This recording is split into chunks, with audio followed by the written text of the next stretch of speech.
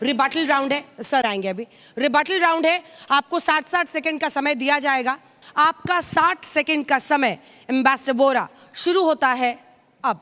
बहुत बहुत धन्यवाद। मैं अपने परिवार का अपना पर्सनल परिचय दे देता हूं। मेरे फादर साहब अफगानिस्तान गजनी से हैं। मैं आधा पठान हूं। मेरी माँ सिख समुदाय से सी। ये दोनों खून जब मिलते हैं पठान और सिख के, बहुत खतरनाक होता है। मैं इतना बता देना चाहता हूं कि क्या इजराइल के यहूदियों को जीने का अधिकार है कि नहीं है? है कि नहीं है? और अगर कोई कहता है कि आपको दुनिया से मैं मिटा दूंगा, तो उनको क्या करना चाहिए? लड़ना चाहिए कि नहीं लड़ना चाहिए? बहुत बहुत धन्यवाद। अपने बचाव के लिए वो लड़ रहे हैं। भारत ने आतंकी, जो आपका आतंकिस्तान पड़ोसी है, उसके तंजीमों पर, आतंकी तंजीमों पर हमला किस लिए किया था? अपने आप को सुरक्षित रखने के लिए। सुरक्षा सबसे बड़ी चीज है। शायरो शायरी जितनी मर्जी करिए, शायरो शायरी से डिप्लोमेसी नहीं चलती। अंतर्राष्ट्रीय मामले शायरी से नहीं तय किए जाते हैं डिप्लोमेसी से। मुझे 52 साल हो गए हैं। बहुत बहुत धन्यवाद। क्या बात है, वाह। एम्बेसडर वोरा के बाद शोएब जमाई जी, आपका रिबटल राउंड 60 सेकंड्स का शुरू होता है अब।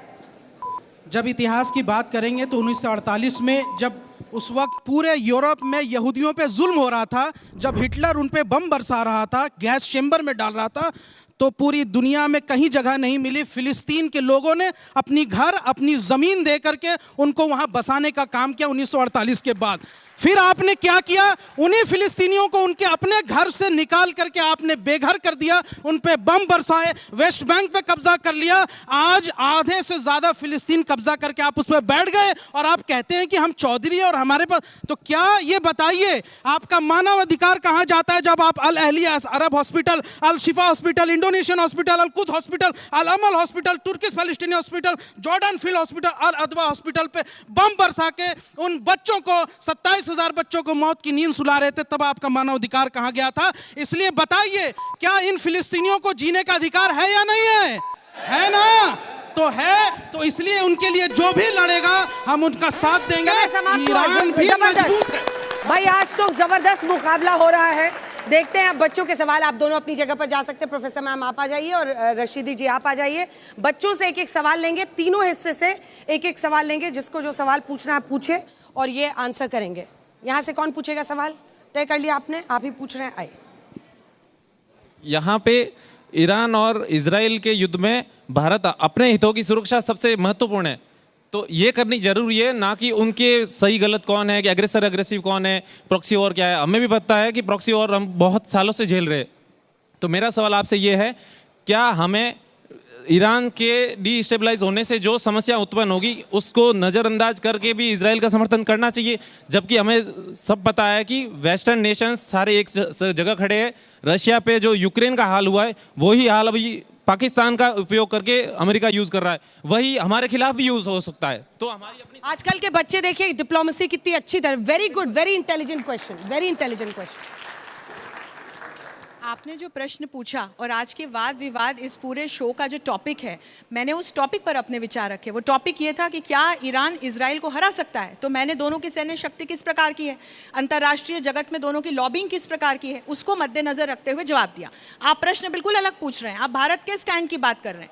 भारत को यदि देखें तो अभी तक न्यूट्रल स्टैंड लेकर के खड़ा हुआ है। आप इजराइल पैलेस्टीन को भी देखेंगे तो हम दोनों को समर्थन देते हैं। जब आतंकवाद का विरोध करने की बात आती है तो हम हमास के अटैक का विरोध करते हैं और इजराइल के साथ खड़े होते हैं। लेकिन जब बात आती है पैलेस्टीनियंस के एग्जिस्टेंस की, तो हमारी विदेश नीति में हमने पैलेस्टीन को मान्यता दे रखी है। तो भारत एक न्यूट्रल स्टेट की तरह अभी इस पूरे कॉन्फ्लिक्ट को देख रहा है। हम किसी मिलिट्री अलायंस का पार्ट नहीं है, हम नाटो का पार्ट नहीं है। तो हमारे सामने ऐसी कोई विवशता नहीं है कि हम पश्चिमी एशिया में जाकर किसी प्रकार के विवाद में कूदें। यही आपके सवाल का जवाब जी। अब यहाँ से कोई कौन सवाल पूछेगा? लड़कियों को मौका दीजिए। मैं एक बार फिर पूछ रही हूँ, किसी का मन नहीं बदला है थोड़ा सा भी? इधर भाई, इधर पहली जीत हो गई है। आइए आइए आइए, आने दीजिए। आप यहीं पे बैठ जाइए, यहीं पे बैठ जाइए। गमछे का रंग बदल लीजिए।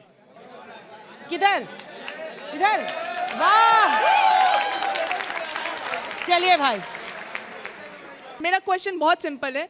इस स्टेज पे दोनों पक्ष के जो बुद्धिजीवी हैं उन सब से आपने जितने पॉइंट्स रखे वो दोनों बहुत डिप्लोमेटिक वे में सही थे। मैं एज अ ह्यूमन पूछ रही हूँ आप लोगों से कि मैं ईरान और इजराइल का सपोर्ट में किसको सपोर्ट करूं, क्योंकि यहाँ मैं इजराइल को देखती हूँ वो हॉस्पिटल्स पे बॉम्बिंग कर रहे हैं, और यहाँ ईरान को देखती हूँ टेररिस्ट अटैक्स कर रहे हैं, वो महिलाओं पे इतना शोषण कर रहे हैं। तो मैं एज अ ह्यूमन किसको सपोर्ट करूं, ये मेरा क्वेश्चन है। जबरदस्त। मतलब मुझे लगता है कि आज अगर मुझसे कहा जाए तो मैं बहसबाजी कर ऑडियंस से ही बना दूं। इतने जबरदस्त सवाल, क्योंकि अक्सर युद्ध में सबसे बड़ी जो कैजुअलिटी है वो ह्यूमैनिटी ही होती है। इस पर कुछ जवाब देना चाहेंगे रशीदी साहब? देखिए, इजराइल की जो तारीख है, आप मुझे अपने दिल पर हाथ रखकर बताइए, एक आदमी अगर आपको अपने घर में जगह दे ठहरने के लिए, तो आपका क्या कर्तव्य बनता है? ये कर्तव्य बनता है कि उसको घर छीन लो? कौन आदमी ऐसा है? आप मुझे बताइए, जो इधर बैठे हैं ईरान के उसमें, अगर कोई आपको अपने घर में जगह दे तो आप उसका घर छीन लेंगे? बोल के बताइए, बोल के बताइए भाई। नहीं कन्विंस है बोलने आपकी को बात तैयार पे। नहीं। अरे हाँ या ना गुस्सा कुछ मत तो कीजिए बोलो। उन पर। हाँ या ना कुछ तो बोलो। ये तो ना बोल रहे, ना 17 है बोल ना, रहे। देखिए। आपने कहा था कूदा नहीं तो कूदा क्यों, मैं आपको याद दिला दूं। 1948, 1967 और 1973 में इजराइल 3 अरबी देशों से घिरने के बाद भी उसने खुद को अकेले लड़के निकाला था, और वो कूदा था इसीलिए वो उस टाइम भी कूदा था, और आज भी कूदा है इसीलिए वो आज भी कूदा है। और दूसरा सवाल मेरा ये आपसे है कि अगर ईरान अगर अपनी सुरक्षा के लिए लड़ता है तो वो आत्मसुरक्षा हो जाती है, और इजराइल लड़ता है तो वो आतंकवाद हो जाता है। ये कैसा न्याय है सर? अंजना जी मैं तीन फैक्ट्स रखना चाह रही हूँ। शोएब जी को माइक दे दीजिए। मैं प्लीज, मामला बहुत गर्म हो चुका है, मामला बहुत गर्म। अंजना अपनी जी, बहन मैं का 3 जवाब facts रखना बहुत चाह अच्छा रही हूँ, सवाल please। पूछा आपने, बहुत बहुत शुक्रिया। देखिए, जो आपने कहा कि इजराइल जो है वो कूदता है और जिगरा रखता है, वो अगर अपना जिगरा रखता तो कभी भी अमेरिका के अंदर उसकी प्रो लॉबी जो है वो उनसे मदद नहीं मांगती। आज अगर अमेरिका यहाँ से इजराइल को वार के वेपन्स और बिलियंस ऑफ डॉलर्स देना बंद कर दे तो इजराइल घुटनों पे आ जाएगा। ये सच है या नहीं? अगर यहाँ 1966 में पोडियम भी में आ और जाइए, उससे पोडियम पहले के जितने भी पीछे। अरब नेशंस के साथ युद्ध हुए हैं, हर जगह America as a proxy Israel को युद्ध में भेजता रहा। अब आप ये कहते हैं कि यहाँ से कि भाई हम ईरान के बारे में, एक बात बताइए, हमारे देश पे अगर कोई कंट्री हमला करेगा तो हमें राइट टू डिफेंड है या नहीं है? तो वही राइट टू डिफेंड तो ईरान के पास भी है ना। ईरान के नागरिक, अंजना जी, जब please, इजराइल ने please। अभी हमला किया तो ईरान के 700 से ज्यादा नागरिक मारे गए। हर कंट्री को हक है अपने नागरिकों की हिफाजत करना। आज जो इजराइल बम बरसा रहा है तब आप रोने लगे कि यहाँ से 300 मिसाइलें डाल रहे हैं, 400 मिसाइलें डाल रहे हैं। अरे ईरान के पास गुदा है, उसके पास दम है। मैं कुछ छोटे छोटे फैक्ट्स आप सभी के साथ साझा करना चाहती हूँ। पहली बात तो किसी ने भी यहूदियों को वहां पर खैरात में जमीन नहीं दी। जिसने एंशिएंट हिस्ट्री पढ़ी होगी, वो प्रॉमिस लैंड था उनका, वो उनका प्रॉमिस लैंड था। अगर मॉडर्न हिस्ट्री में आए तो 1917 के बाल्फर अग्रीमेंट के बाद यहूदियों के लिए एक सुरक्षित स्थान ढूंढने के लिए वो उनका प्रॉमिस लैंड था। इसलिए आज जहां इजराइल है वहां पर यहूदियों को बसाया This is not a regular debate. Let me complete. Stop this, please. Please Stop let this, me sir. complete. Please, sir. दूसरा फैक्चुअल करेक्शन ये कि बार बार यहाँ इजराइल को अग्रेसर देश बोला जा रहा है। 7 अक्टूबर की दरमियानी रात किस आतंकवादी संगठन ने इजराइल की महिलाओं और बच्चों पर हमला किया था, आप मुझे ये बताइए। तो इजराइल कहाँ से अग्रेसर देश हो गया? और जब ईरान, हूतीज, हिजबुल्लाह और अन्य प्रॉक्सीज के माध्यम से इजराइल पे हमले करवाता है, फंडिंग करता है, इक्विपमेंट देता है, अपने ट्रेनिंग करवाता है आतंकवादी संगठनों की, तो फिर आप बताइए कि अग्रेसर ईरान हुआ ठीक है मैम, या अग्रेसर इजराइल हुआ? Thank you ma'am. अब आप दोनों आ जाइए। बिशंबर दयाल साहब और बोल नहीं पाए हैं फैज खान साहब।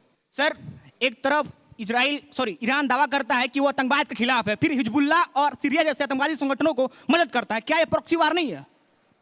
देखिए, अमेरिका ने सारे उग्रवाद को सपोर्ट किया, लेकिन जब अमेरिका की धरती पर उन्होंने अटैक किया 9/11, तो क्या हमने कहा कि ये अटैक ये हर रोज सपोर्ट कर रहा था? ये जितनी उग्रवाद फैला है अफगानिस्तान में, पाकिस्तान में, जो तंजीमें हैं, इनकी शुरुआत तो अमेरिका ने की थी ना।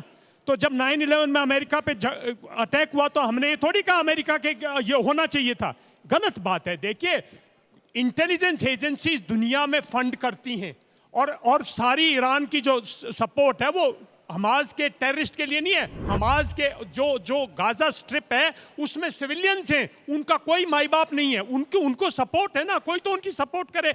पिछले 60 साल से गाजा के ऊपर इजराइल का इनडायरेक्ट कंप्लीट कंट्रोल है। अगर वहां हथियार जाता है तो इजराइल चेक करता है, राशन जाता है तो इजराइल चेक करता है, सरकार बनती है तो इजराइल चेक करता है।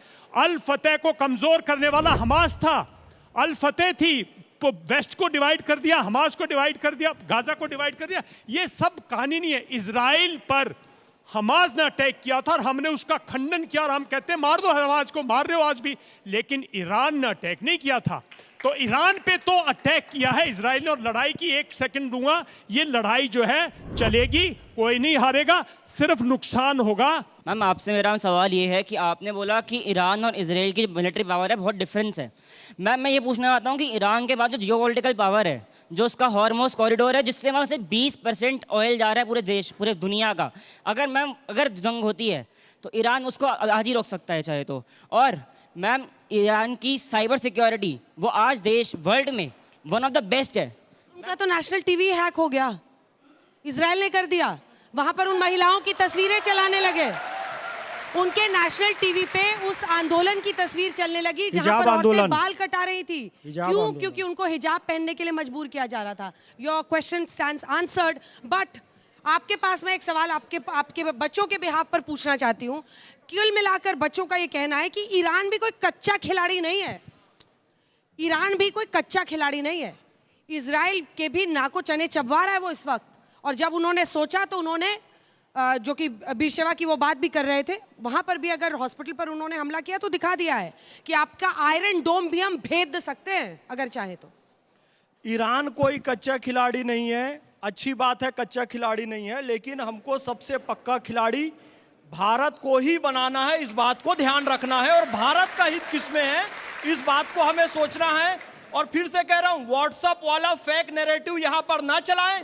अंजना जी, मैं निवेदन करना चाहता हूं, जब भी हमारे देश की मजबूती की, इज्जत की, अजमत की बात होती है ना, तो ये हमारे सैनिकों को जाति में तोड़ने लगते हैं, संप्रदाय में तोड़ने लगते हैं, और अभी पूरी बेशर्मी से शिया और सुन्नी के बीच में तोड़ने लगे। शर्मानी चाहिए। शिया हो, सुन्नी हो, हिंदू, मुस्लिम, सिख, ईसाई, बौद्ध, पारसी, जैन, बहाई, जब देश की प्रतिष्ठा पर बात आएगी तो सब मिलकर लड़ेंगे। यदि ईरान हमारे पक्ष में, मैं ईरान जिंदाबाद के नारे लगा दूं, तुम यहां ईरान का झंडा लगाते हो, कोई बांग्लादेश का, कोई पाकिस्तान का, और गाजा का तो ऐसे लहराते हैं जैसे इनका देश है।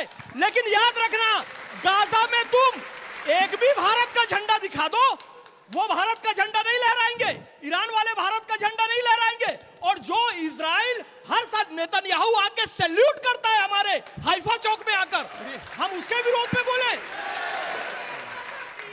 वाह वाह वाह, यहूदियों का फेसबुक, इंस्टाग्राम, व्हाट्सएप इस्तेमाल करके उन्हीं के खिलाफ मैसेज भेजे। छापाहार एक देखिए, चलिए समय समाप्त हुआ, छापाहार में अपनी जगह पर जा सकते हैं। सर हो गया, चलिए छापाहार में हिंदुस्तान का झंडा फहरा रहा है। एक ही ऐसा मुल्क है ईरान जिसने हमें उन्होंने ईरान बोला है। देखिए, छापाहार ईरान एक ऐसा मुल्क ने जिसने हमें अपना पोर्ट दिया है, बाकी दुनिया में कहीं भारत का पोर्ट बता दो हिंदुस्तान को छोड़ के, वो हमारा। और चैलेंज है, ईरान पाकिस्तान को स्ट्रेटेजिक डेप्थ नहीं देने देता। ये लोग तो भाई ऐसे बगैर बात की बातें कर रहे हैं। अगर ईरान हमारे साथ है तो पाकिस्तान को स्ट्रेटेजिक डेप्थ नहीं मिलती, पाकिस्तान घिर जाता है। आप लोग कैसी बात कर रहे हो? अगर पाकिस्तान को घेरना है तो ईरान हमारा साथ ही रहना चाहिए। इजराइल जब आएगा देख लेंगे यार, क्या बात कर। हर देश इन्वेस्टमेंट चाहता है, हमने हमारा दुश्मन पाकिस्तान है, चाइना है, हमारा दुश्मन पाकिस्तान और चाइना है। छापाहार में ईरान को डेवलप करने के लिए भारत ने पैसा लगाया है। जो ईरान की खिलाफत कर रहे हैं वो पाकिस्तान की मदद कर रहे हैं। वो डेवलप कर रहे हैं। जो ईरान की खिलाफत कर रहे हैं वो पाकिस्तान की मदद कर रहे हैं। पाकिस्तान को ईरान भेजना चाहते हैं। इजराइल में भी जी प्रभु अडानी जी का पोर्ट बना हुआ है, उनका प्रोजेक्ट बना हुआ है। हम लोग उनकी इकोनॉमी को डेवलप करने के लिए योगदान दे रहे हैं। कोई ऐसा नहीं, ईरान कहता है भाई निवेश करो, निवेश करो, तो भारत ने निवेश कर दिया तो भाई प्रणाम करो, धन्यवाद। निवेश नहीं, चलिए ठीक है, अपनी अपनी जगह पे चलिए। हो गया सर।